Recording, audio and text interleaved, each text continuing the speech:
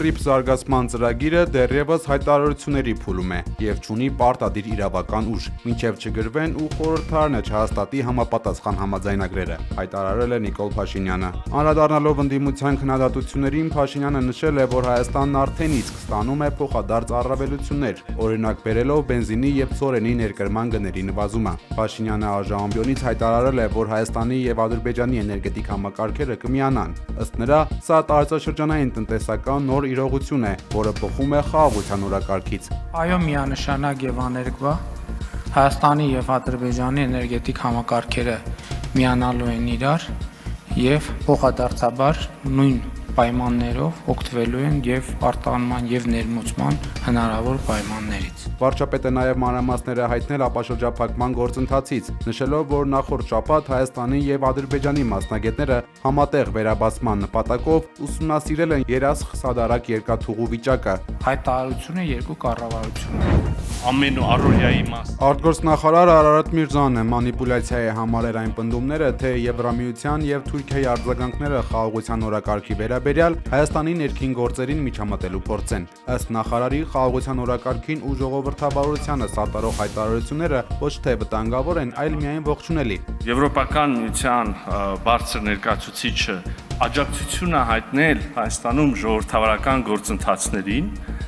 ժողովրդավարական ընտրություններին, ինչը կարծում եմ խնդրալուց չի որևէ կերպ, միայն ողջունել կարող ենք եւ շնորհակալություն հայտնել, եւ Թուրքիայի արտաքին գործերի նախարար, ես սովորաբար չեմ ուզում մեկնաբանեմ որևէ երկրի արտաքին գործերի նախարարների դիրքորոշումները, քննարկել կարող եմ, մեկնաբանելը չգիտեմ ինչքան է տեղին, բայց այդ հայտարարությունը կոնկրետ աջակցություն էր Հարավային Կովկասում խաղաղության գործընթացին, Հայաստանի եւ Ադրբեջանի միջև հարաբերությունների կարգավորման գործընթացում վարչապետ Փաշինյանի ունեցած դերակատարությանը։ Անդրադառնալով Ադրբեջանի եւ Թուրքիայի հետ հարաբերությունների կարգավորմանը, Միրզյանը պարզաբանել է, որ թեև այդ գործընթացների միջև կա օբյեկտիվ կապ, դրանք առանձին ուղղություններ են։ Նախարարի պնդմամբ իրենք շարունակում են առաջ շարժվել երկու ճակատով էլ, առանց դրանք մեկը մյուսով պայմանավորելու։ Եվ նաեւ խրախուսանք ուղղված կամ կոչ ուղղված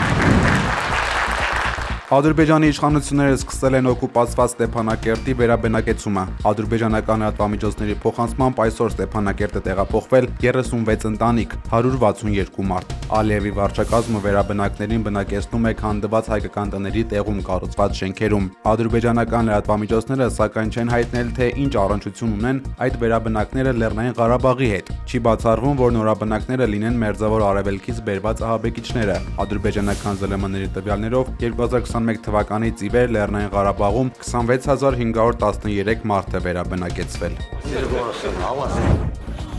Շնորհակալ եմ։ 3 միլիարդ դրամի պարգևավճար բաժանած Հայաստանի վարչապետը այսօր փորձել է համոզել, որ ամսական միջինը 35,000 դրամ թոշակ ստացող մի քանի 100,000 տարեցների թոշակը չբարձրացնելը նույնքան արդարացի է, որքան ամսական 1.5 միլիոն դրամ աշխատավարձ ստացող նախարարին տարեվերջին 7-ից 9 միլիոն դրամ պարգևավճար տալը։ Իր կաբինետի անդամների միլիարդավոր դրամների պարգևատրումները Նիկոլ Փաշինյանը բացատրում է չկոռումպացված պաշտոնյաներ ունենալու ցանկությամբ։ 3 միլիարդ դրամի պարգևավճար բաժանելով անարատ պաշտոնյաներ եք փորձում կերտել։ Սա այսքան տխուր չէր լինի իհարկե, եթե նույն օրերին դուք չհայտարարեիք, պարոն Փաշինյան, որ մեր տատիկներին եւ պապիկներին, թոշակառուներին 10,000 դրամ չեք տալիս, որովհետև իրանք չգիտեն այդ 10,000 դրամը ոնց ծախսեն։ Պետական պաշտոնյան պետք է լինի գերկենտրոնացած իր աշխատանքի վրա եւ զերծ որևէ կողմնակի ազդեցությունից։ Զերծ որևէ կողմնակի ազդեցությունից։ Թալանացը ձեզանից հավաքել ենք եւ բաշխել ենք թալանացի 0.00 թալանացից հավաքածի 0.000.1%-ը հավաքել ենք եւ բաշխել ենք, ուժեղացրել ենք, ներդրել ենք մեր պետական ապարատի վրա, որովհետեւ մենք մեր սեփական միշիկը չունենք ու չենք ուզում ունենանք, որ մտնի պաշտոնյաներին բան անի, ծրարով փող տա։ Թալանվածը հավաքել ենք ու պարգևավճարներ ենք բաժանել։ Բա դուք եկել եք թալանածը հավաքեք, որ ժողովրդին տալիք, թե պարգևավճար ստանայիք։ Սա ուղղակի աբսուրդ է։ Հետո այնտեղ խոսք է գնում ծրարների մասին եւ այլն։ Եթե նախկինում դա արատավոր երևույթ էր,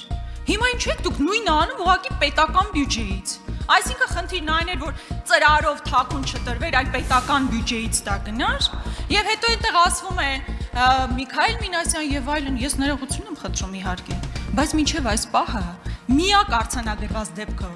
որտեղ Միքայել Մինասյանը որևէ մեկին գումար է տվել, ցավոք դա դուք եք։ Դա ես պետք է արձանագրեմ։ Իսկ եթե կարողանաք ապացուցել, որ ես իմ գործընկերները երբևէ իրենց կյանքում 10 դրամ ծրարով ստացել եք, ես հենց հիմա մանդատս դնում եմ, կարծում եմ դա ձեզ շատ դուր կգա, հետեւաբար կարող եք աշխատել այդ ուղղությամբ։ Բայց ընդհանրապես ես ուզում եմ շատ ավելի խորքային նայել։ Ես մի երկրի падգամավոր եմ եւ դուք էլ մի երկրի կառավարություն եք, որտեղ ամեն 5-րդը աղքատ է։ Մենք այդ երկրի քաղաքացիների ներկայացուցիչներն ենք, որտեղ ամեն 5-րդը աղքատ է, որտեղ դեռևս կան ծայրահեղ աղքատ մարդիկ։ Մենք սրանով ուժեղացնում ենք աղքատության վերացմամբ զբաղվող համակարգը, որովհետև պետական կառավարման համակարգի արդյունավետությունից է կախված երկրում աղքատության մակարդակը։ Սա ներդրում է այդ թվում աղքատությունը վերացնելու ուղղությամբ։ Մի քանի, որովհետև այդ ինչ եք կներեք արտադրությունից դուրս տալիս։ Ինչ է նշանակում ապացուցված դեպք կա, որ միշիկը այն ծրավոր գլուխը միշիկն էլա պատին տվել, ասողն էլա պատին տվել, կասկածողն էլ հետնա պատին տվել։ Իսկ ինչ ասում եմ գլուխը պատինա տվենա, ով տենց բան ասում։ Ով որ տենց բան ասում, ասում եմ դուս չտակ, չհամարցակվեք դուս տալ, չհամարցակվեք դուս տալ, բառից բուն իմաստով։ Եվ ինչ վերաբերում է ծրարով փողերին, ես գիտեմ, որ դրանց հետ կապված հարուցված քրեական գործեր կան, ես դա քննելու կարիք չունեմ, Հայաստանի Հանրապետության իրավասու մարմինները կքննեն եւ կտան անհրաժեշտ պատասխաններ։ Չնայած ինքնաթիռի անսարքությանը, ԱՄՆ նախագահ Դոնալդ Թրամփը այնուամենայնիվ ներկայացել է Դավոս համաշխարհային տնտեսական ֆորումին։ Հավաքվել են ընկերներ եւ մի քանի թշնամի։ Այսպես է սկսել Միացյալ Նահանգների ղեկավարն իր ելույթը։ Նա անկեղծացել է, ասելով, որ պատրաստվում էր չանադառնալ Գրենլանդիայի թեմային, սակայն խուսափել է բացասական գնահատականի արժանանալուց։ Նա Դանիային անշնորհակալ է անվանել, հիշեցնելով, որ երկրորդ համաշխարհային պատերազմի ընթացքում ԱՄՆ-ն օգնել է Գրենլանդիային։ Թրամփը նորից է շեշտել այն գրավելու անհրաժեշտության մասին։ Նրա խոսքով Գրենլանդիան ԱՄՆ-ին պետք է ազգային անվտանգության համար։ Միայն Միացյալ Նահանգները կարող է պաշտպանել եւ զարգացնել Գրենլանդիան։ Ահա թե ինչու ես ձգտում եմ անհապաղ բանակցություններ սկսել Գրենլանդիան ձեռք բերելու համար։ Իր ելույթում Միացյալ Նահանգների առաջնորդը բացասաբար է արձագանքել նաեւ Եվրոպայի զարգացման մասին, հայտարարելով, որ Եվրոպայում որոշ վայրեր չճանաչված են։ Վլադիմիր Պուտինի խոսնակ Դմիտրի Պեսկովը չի բացահայտել Դավոսում հատուկ բանագնացներ Ուիտքոֆի եւ Քուշների հետ Դմիտրիևի հանդիպման մանրամասները։ Ռուսաստան-ԱՄՆ հանդիպումը ոչ հրապարակային էր, իսկ ուկրաինական կարգավորմանը վերաբերող բոլոր հարցերը փակ բնույթ ունեն, ասել է Կրեմլի ներկայացուցիչը։ Նրա խոսքով կարևոր է ստանալ ամբողջ տեղեկությունը ԱՄՆ-ի, Եվրամիության եւ Կիևի միջև Ուկրաինայի հակամարտության խաղաղ կարգավորման քննարկումների վերաբերյալ։ Պեսկովը նաև հաստատել է, որ հունվարի 22-ին Ռուսաստանի նախագահ Վլադիմիր Պուտինը կհանդիպի ԱՄՆ բանագնաց Սթիվ Ուիտքոֆի հետ։ Իտալիայի հարավում անբարենպաստ եղանակային պայմանների պատճառով երկարաձգվել է տագնապի բարձր ռեժիմը։